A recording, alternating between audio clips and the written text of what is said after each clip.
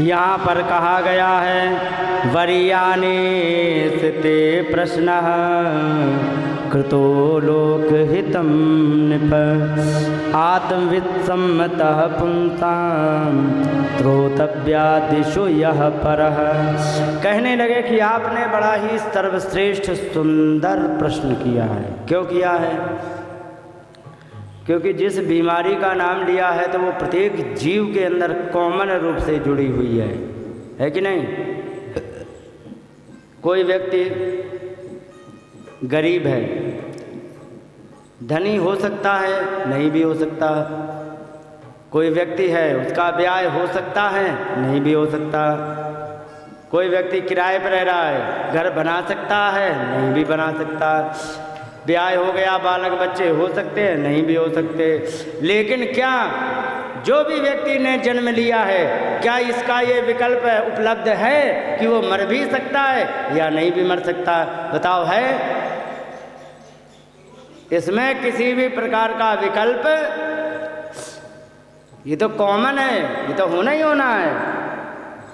यही बात कही गई है। तो यहाँ पर उन्होंने कहा बड़ा ही सुंदर प्रश्न किया है। क्यों किया सुंदर? क्योंकि ये जो समस्या है ना, ये प्रत्येक जीव के अंदर जुड़ी हुई है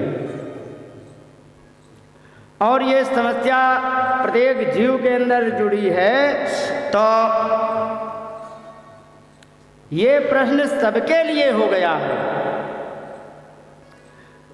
तो उन्होंने कहा कि देखो, आपने कहा कि यहाँ सबसे पहला कहा गया है यत श्रोतव्यम। अभी बताया ना, क्या सुनना चाहिए वो बताओ। तो यहाँ तो उन्होंने इस बात का श्रोतव्यम सुनना क्या चाहिए इसका उत्तर दिया। कहने लगे श्रोतव्यादीनि राजेंद्र नृणाम संति सहस्रशः। सुनने के लिए मनुष्य को हजारों बातें हैं। और अपश्यताम आत्मतत्वम गृहे सुगृह मेधिनाम। सुनने के लिए बहुत कुछ होता है। बैठे बैठे चुगली भी सुनी जाती है।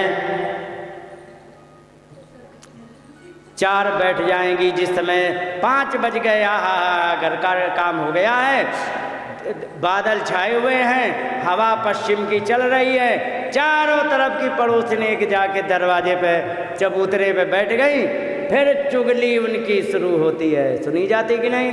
लेकिन चुगली से कल्याण होगा? नहीं होगा। श्रोतव्यादीनि राजेंद्र, हे राजेंद्र, सुनने के लिए कई निर्णाम संति सहस्रशः, मनुष्य के लिए हजारों की संख्या में है सुनने को। लेकिन एक बात और बता दें, अपश्यताम आत्मतत्वम, अपने आत्म तत्व को ना देख पावे तो ये जान लीजिए घर में रह करके गृहस्थी में तो फिर सारा कहना सुनना बेकार है। सुनना कहना वही अच्छा है जिससे आत्म तत्व का ज्ञान हो। और एक बात तुमने और पूछी कि क्या करना चाहिए किसको? म्रियमाणस्य सर्वथा, उसको यत् कर्तव्यम कहा ना, क्या करना चाहिए? तो सुनो, अभी तक सच बताओ। परीक्षित जी से पूछा, सुखदेव जी ने, मैं पूछ रहा हूँ आपसे, अभी तक तुमने क्या किया? भाई मरने की यात्रा तो सबकी जारी है। इस समय जितनी भी यात्रा हो रही है किस दिशा में हो रही मालूम है? नहीं पता? मौत की तरफ। चाहे घर में रहो, चाहे पड़ोस में रहो, चाहे कहीं रहो, मायके में रहो, खुश रहो, दुखी रहो, कैसे भी रहो, यात्रा वहीं की चालू हो गई है। ठीक है? क्योंकि आखिरी स्टेशन वो जितने दिन आगे यात्रा होती रहेगी उतने ही स्टेशन आगे हो जाएगा। इनका स्टेशन पास में आ गया, ये कह रहे कि हमारा नंबर कब आएगा। तो यात्रा चालू है, आखिरी तो स्टेशन तो मृत्यु हुई है। तो ये बताओ अभी तक तुमने क्या किया? कोई है उत्तर? नहीं है। सुखदेव भगवान के पास था, करे हमसे पूछो तुमने क्या किया? क्योंकि बताओ, क्योंकि निद्रया ह्रियते नक्तम, रात तो तुमने खर्राटे मार के निकाली कि नहीं? या व्यवायेन चवावयः, व्यवाय कहते हैं बालक बच्चों को जन्म देने के प्रोसीजर में। बालक बच्चों के जन्म देने के प्रोसीजर में या तो काटी और दिवाचार थे है राजन, और दिन पैसा कमाने की जुगाड़ में। किसकी? काटेगे नहीं, दिन निकल गया कि नहीं। या तो कुटुंब भरणेन वा, बालक बच्चे के कच्छा बनियान चड्डी एडमिशन फीस कटे कि नहीं। काफ़ी किताब है इसमें। दिवाचार थे है या राजन, दिन तो अर्थ ई है या धन कमाने की जुगाड़ में, या कुटुंब भरणेन वा, या परिवार के पालन पोषण में दिन कट गया कि नहीं। इतना ही करते भाई अभी तक चले आए, लेकिन इससे अलग करना है। और लेकिन एक बात तुम भूल गए, क्या? जिसके लिए तुमने दिन काट दिए, दिन बेकार कर दिए, यथार्थ में वो तुम्हारी ड्यूटी थी, मंजिल नहीं। समझ गए? वो तुम्हारी ड्यूटी थी, मंजिल नहीं। समझ गए? यही बात कह रहे हैं। कह रहे कि देहापत्र कलत्रादिषु आत्मसैन्येष्व सत्यपि तेषां प्रमत्तो निधनम पश्चन अपि न पश्यति। कहने लगे कि देह, शरीर, अपत्य, बालक बच्चे, कलत्र माने पत्नी, और जितना भी तुम्हारी सेना आदि था, ये सब का सब धीरे धीरे नष्ट होता चला जा रहा। नष्ट हो रहा कि नहीं है? अच्छा एक बात बताओ माता जी, तुम उत्तर बढ़िया देती हो, तो तुमसे एक प्रश्न और पूछते। जिस समय तुम्हारा ब्याह हुआ था उस समय मायके के मोहल्ले में कैसा मोहल्ले का नक्शा था, याद है? तुम्हारा घर कैसा था, पड़ोसी का घर कैसा था, चाचा का घर कैसा, याद होगा ना? याद है। लेकिन जब अब आप जाती हो उस गांव में, उस मोहल्ले में, तो क्या जैसे का तैसा नक्शा है कि बदल गया? सब बदल गया ना। तो ये धीरे धीरे सब बदलता चला जा रहा है। हो क्या रहा है? पुराना है वो खंडहर होता जा रहा है, और जहाँ पर मैदान पड़ा था वहाँ बिल्डिंगें बनती जा रही हैं, और जो उस समय जवान थी आज वे जर्जर बिल्डिंगें हो गई कि नहीं? सब कुछ बदल रहा है ना।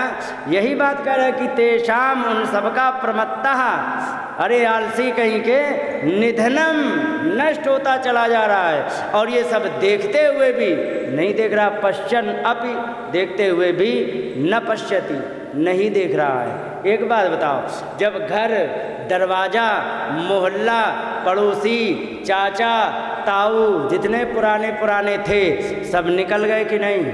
कि बैठे हैं? निकल गए ना। तो तुम्हारा नंबर नहीं आएगा कि यहीं जमी रहोगी।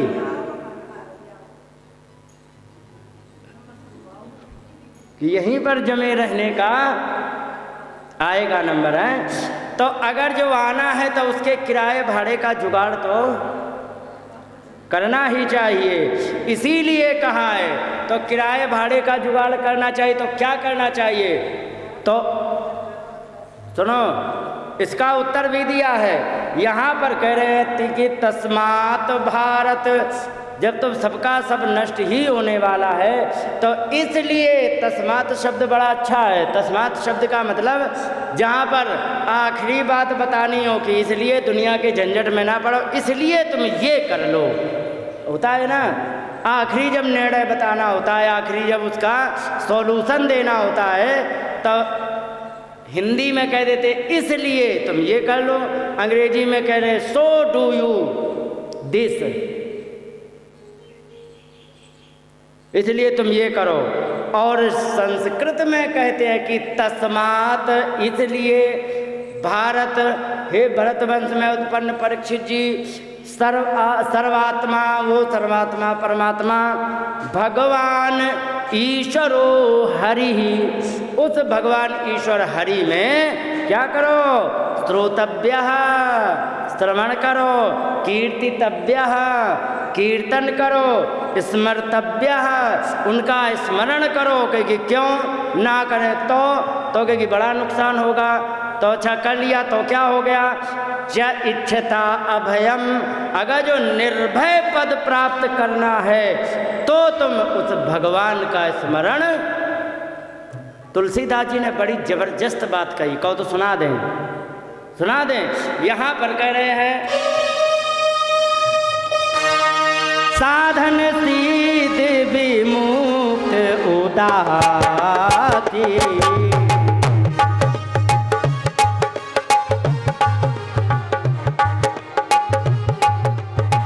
कवि कोविद कृतज्ञ सन्यासी, कवि कोविद कृतज्ञ सन्यासी।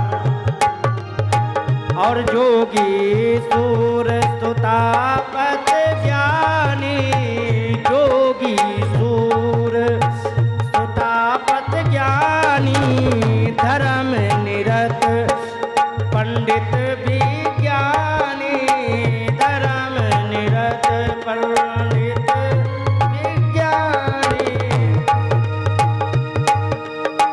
तरहि न बिनु से मम स्वामी, राम नमामि नमामि नमामि।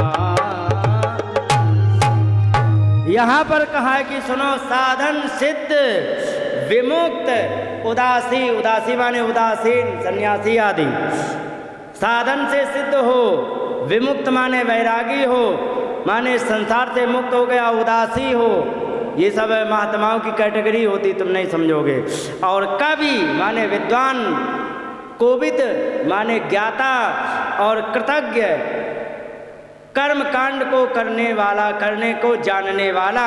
और चाहे सन्यासी, जोगी जो योग करते हैं योगी, सूर सुतापस ज्ञानी, बड़े बड़े तपस्वी ज्ञानी लोग, धर्म निरत पंडित विज्ञानी, धर्म में लगे हुए पंडित, और विज्ञान से अपना कर्म कांड करने वाले। लेकिन ध्यान रखो, कितना भी तुम कुछ कर लो, लेकिन अगर जो तरहि न बिनु से मम स्वामी, अगर जो राम जी की सेवा तुमने नहीं की तो तुम्हारा कल्याण नहीं हो सकता है। इसलिए राम नमामि नमामि नमामि, ऐसे राम जी को मैं प्रणाम करता हूँ। और यही बात कह रहे कि तस्मात् भारत सर्वात्मा भगवान ईश्वरो हरिः, श्रोतव्या कीर्तितव्यश्च स्मर्तव्यश्चेच्छताभयं, गाय्य रामहि सुमिरिह रामहि, संतत सुनी राम गुण ग्रामहि। राम जी को गायन करो, उन्हीं को श्रवण करो, हमेशा उनका स्मरण करते रहो। यही है, बस इतना ही तुम जान लो कि एतावान सांख्य योगाभ्याम स्वधर्म पर निष्ठया, अपने धर्म में लगातार लगे रहने पर जन्म लाभा परः पुंसाम, जन्म का सर्वश्रेष्ठ लाभ ये है क्या कि अंते नारायण स्मृति, अंत में तुम्हें नारायण की यदि याद आ जाए तो बस जीवन सफल है। नहीं तो तुम जैसे आए वैसे ही तुम निकल लिए, केवल टनों कुंटलों गेहूं बर्बाद करने के अलावा और कुछ हाथ नहीं लगा। समझ गए? तो जन्म लाभा, जन्म का सर्वश्रेष्ठ लाभ यही है। परः माने सर्वश्रेष्ठ, कि अंते नारायण स्मृति, अंत में भगवान की स्मृति आ जाए, सबसे बड़ा लाभ होता है जीवन का। इसलिए ऐसी, अच्छा एक बात बताएं, तो भगवान की याद आ जानी चाहिए। अब तो इतना मैंने कह दिया है, अंतिम टाइम में याद आ जाएगी ना अब? हैं? नहीं निकलेगा। कितनी ईमानदार है माता जी, सही बताया। अच्छा एक बात तो मैं और बता दें, अभी तुम बता दोगी, सच बताना। जब तुम बाजार जाती हो, है ना, और जब बड़े बड़े पीले पीले अंगूर देखती हो, जब मुंह में पानी आ जाता है, आता कि नहीं है? आता है, देखो बता रही हैं। तो सच बताना, सबसे पहले तुम्हें भगवान की याद आती है या अपने पोते पोतियों की? उन्हीं की याद आती ना, अंगूर के को देख करके कि बढ़िया है, अपने पोते पोतियों को ले जाएं। क्यों माता, सही कह रहे हैं, ऐसा ही होता ना। तो सुनो, जब तुम्हें अंगूर को देख करके पोते पोतियों की याद आ रही, एक भी बार ये याद नहीं आई होगी कि चलो हम आज अपने ठाकुर जी को अंगूर का भोग लगाते हैं, नहीं आई, तो उस समय कैसे आ जाएगी? हाँ, तो इसके लिए ऐसा नहीं है। देखो, मुश्किल जरूर है पर असंभव नहीं है, कठिन जरूर है, असंभव नहीं है। आदत यदि डाली जाए तो कुछ भी, मनुष्य जीवन ही एक ऐसा है जो किसी भी कार्य के लिए उसको असंभव नहीं है। तुम्हें यदि ठान लो कि हमें चंद्रमा पर पहुंचना है, किसी की हिम्मत नहीं जो तुम्हें चंद्रमा पर पहुंचने से रोक दे, तुम पहुंच जाओगे। मनुष्य का ही शरीर तो ऐसा है कि हर कार्य को यदि मुश्किल नहीं है, कुछ भी अगर ठान लीजिए, समझ गए, अगर जो जीवन में ठान लिया गया तो सब कुछ हो सकता है। लेकिन कमी कहाँ पे आ रही मालूम है? कमी यहाँ आ रही है, जैसे जिंदगी चल रही चलने दो, तुम लोग बदलाव की तरफ सोचते ही नहीं हो, समस्या यहाँ पर आती है। जिंदगी चल रही, हाँ 2 टाइम रोटी मिल रही है, बहू लड़ रही, कोई बात नहीं, कितने दिन लड़ेगी, हम बोलेंगे नहीं, वो भी शांत हो जाएगी। जैसी जिंदगी चल रही है तो चलने दो। तुम बदलाव करना ही नहीं चाहते तो बदलाव हो कहाँ से? और अगर जो तुम बदलाव करने की सोचोगे नहीं तो बदलाव होगा नहीं। बदलाव करने की ठान ली है तो बदलाव होने से कोई रोक नहीं सकता है। लेकिन तुम्हें बदलाव का संकल्प तो करना पड़ेगा, बस इतना ही करना, कोई पैसा अतिरिक्त नहीं लगाने हैं। अच्छा तुम मान लो पोते पोतियों के लिए 1 किलो अंगूर खरीद रहे, ठीक है, अगर जो याद आ गए कि हमारे ठाकुर जी बैठे, हम उनको भोग लगाएंगे, तो क्या दुकानदार तुम्हें ठग लेगा कि पैसा ज़्यादा देने पड़ेंगे? उतना ही पैसा है, पैसे का खर्चा नहीं है। और एक भी अंगूर भगवान खाएंगे भी नहीं, सच है कि नहीं? लेकिन एक फ़ायदा और है, अगर जो तुमने भगवान का भोग लगा दिया तो अंगूर कैसे भी हों, पर ये तो गारंटी है जिस समय तुम उतार के लाओगे अंगूर मीठे जरूर होंगे। कि तुम्हें पता हो कि ना हो, नामंत करके देख लेना, मीठे जरूर होंगे, समझ गए? भोग, अरे भगवान के पास इतनी पॉजिटिव एनर्जी रहती, हमेशा पॉजिटिव, इसीलिए तो खंडित हुई मूर्ति तुरंत बाहर की जाती, क्योंकि भगवान के आसपास हमेशा पॉजिटिव एनर्जी रहती। मूर्ति खंडित हो गई तो वहीं से नेगेटिव एनर्जी आना शुरू हो जाएगी, तुरंत बाहर कर दी जाती मूर्ति, समझे? इसीलिए किसी नेगेटिव एनर्जी ना निकलने पाए, इसलिए बाहर कर दो। और जब तक भगवान की मूर्ति एकदम मजबूत है और सुरक्षित है, तब तक इतनी पॉजिटिव एनर्जी निकलती है कि उसमें भोजन में उसकी पॉजिटिव एनर्जी आते ही उसका सारा का सारा स्वाद बदल जाता है। वो फिर अंगूर नहीं हो जाते, वो क्या हो जाते? प्रसाद। और प्रसाद का प्रभाव पता है क्या है? नहीं पता है? अच्छा एक बार बताओ, एक बार तुम क्या करना, दुकान पे जाना, वहाँ 1 किलो बढ़िया बर्फ़ी का डिब्बा खरीदना, ठीक है, और वहाँ चाहे कितनी भीड़ लगी हो, तुम्हें वो 1 किलो बर्फ़ी तौल करके डिब्बा में डाल करके थैली में दे के लटका के तुम्हें दे देगा, पैसा दोगे, निकल लोगे, सच है कि नहीं? कोई तुमसे मांगेगा? कोई ना मांगे। अब वही डिब्बा तुम ला करके और मंदिर के यहाँ से तुम भोग लगा के निकलो तो सब लाइन में लग जाएंगे कि नहीं? लग जाएंगे कि नहीं? क्यों? अरे प्रसाद हो जाएगा। हाँ, यही होता है। तो यही चीज़ होती है, ये तो जीवन में घटती हुई घटनाएं हैं। दुकान पर कोई नहीं तुमसे मांगेगा, चाहे भिखारी हो चाहे करोड़पति, लेकिन मंदिर से तुम निकले तो चाहे करोड़पति हो चाहे अरबपति, सब लाइन में लग जाए, ला ला ला माता जी, ओ माता जी, ओ माता, है कि नहीं? ये भगवान का प्रसाद है, भगवान का प्रताप। एक बात बताओ, जब जरा सी मिठाई 100-200 रुपये किलो वाली जब तक भोग नहीं लगी थी, है ना, तब तक उसको कोई नहीं पूछने वाला था। तुम अपनी ले जाओ, खाओ, तुम खाओ चाहे कुत्ता को खवाओ, किसी को कोई लेना देना नहीं था ना। और जिस समय वही भगवान का प्रसाद हो गया तो सब लाइन में लग गए, हमें दे दो, हमें दे दो। हो जाता कि नहीं? उसका ये मूल्य यदि मिठाई का हो सकता है तो तुम अपने आप को भगवान के भरोसे कर दो तो तुम्हारी कीमत बढ़नी चाहिए कि घटनी चाहिए? क्या विचार है? बढ़ेगी, है ना। इसका जीता जागता एक उदाहरण है। अच्छा यहाँ बताओ, यहाँ तंवर ज़्यादा रह रहे हैं कि शेखावत हैं? यहाँ तंवर है। तो तंवर की बात बता रहे हैं। रायपुर में एक माता है जिनका नाम है राम देवी, ठीक है, तंवर परिवार में। वो भगवान के पूरी समर्पित हो गई हैं। तो तुम्हें कहा पूरा ये क्या नाम है, बबेरा गांव है, तुम्हें कहा ना ढंग से जानता हो, और उनको 20 किलोमीटर आसपास के सभा के प्रणाम करते उनको। क्यों करते हैं? ईमानदारी से बताओ, तुम बैठी हो, मैं तुम्हारा रिश्तेदार लगता हूँ क्या? कुछ भी नहीं है, और ना लेना है ना देना है, निकल जाने के बाद भी नहीं लेना देना होगा। फिर भी आप आई हो, बैठी हो, मुस्कुरा रही हो, आशीर्वाद दे रही हो, सब कुछ कर रहे हो कि नहीं? क्यों?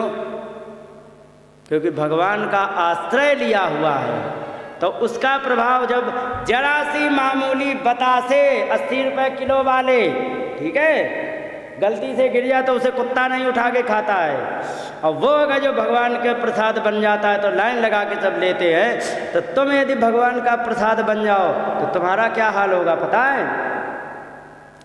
जो प्रहलाद जी का हुआ, जो ध्रुव जी का हुआ, जो मीराबाई का हुआ, और जो भक्त नरसिंह का हुआ कि नहीं? तो तुम्हारा भी हो सकता है। भाई सीधी सी बात तुम्हें बता दें, कुछ चीजें ऐसी है, बिल्कुल होता है। सुनो, कुछ चीजें ऐसी होती हैं जो कभी पुरानी नहीं होती, कभी भी नहीं होती पुरानी। कौन कौन?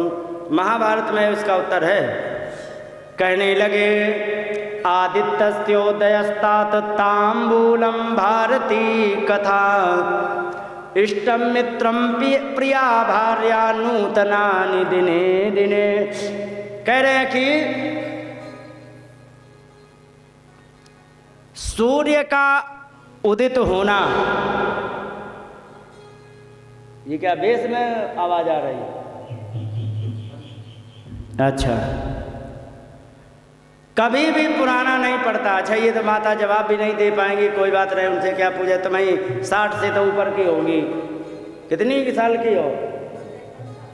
53 की हो? अच्छा, 60 में अभी माइनस हो, ठीक है। 53 साल मान लो, साल में 365 दिन होते हैं, तो साल में 365 दिन होते हैं, तो प्रत्येक दिन आप लगातार सूर्य को उदित होते हुए आपने देखा है कि नहीं? आज तक तुम्हें लगा कि क्या वही पुराने पुराने आ जाते हैं सूर्य सवेरे से, वही लाल लाल पहले दिखाई देते, फिर पीले पीले, तो फिर हल्की सी धूप आती है, कुछ बदल के हमें लाल नीले पीले गुलाबी कभी लगा तुम्हें? नहीं लगा। सूर्य का उदित होना कभी भी पुराना नहीं पड़ता है। और जिस समय सुबह सुबह सूर्य उदित हो जाते उस समय लगता आहा सूर्य निकला है, उठो उठो उठो उठो। कोई नए सूर्य निकले हैं, वो तो रोज निकलते हैं, 24 घंटे बाद रोज दर्शन देते हैं उसी प्रकार के, नहीं तो निकले नहीं। लेकिन फिर भी होता है, क्योंकि सूर्य का उदित होना कभी भी पुराना नहीं होता है। और तांबूलम, जो गुटखा खाने वाला व्यक्ति हो ना, उसे तुम दिन में 20 गुटखा खवाओ, ठीक है, 20, और 20 गुटखा खिलाने के बाद 21वां जब भी खिलाओगे वो लपक के खाएगा, जरूर खाएगा। क्यों खाएगा?